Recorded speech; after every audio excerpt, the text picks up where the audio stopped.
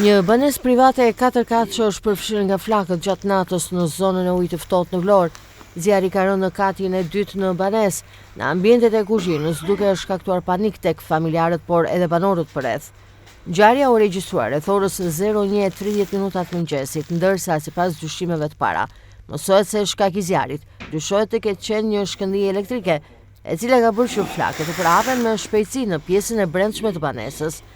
Menjëherë pas njoftimit në vend ngjarje, mbërritën forcat zjarfikse, të cilat ndërhyn për shuarjen e flakëve, si dhe për të neutralizuar rrezikun e përhapjes së zjarrit në pjesë të tjera të ndërtesës apo në banesat pranë.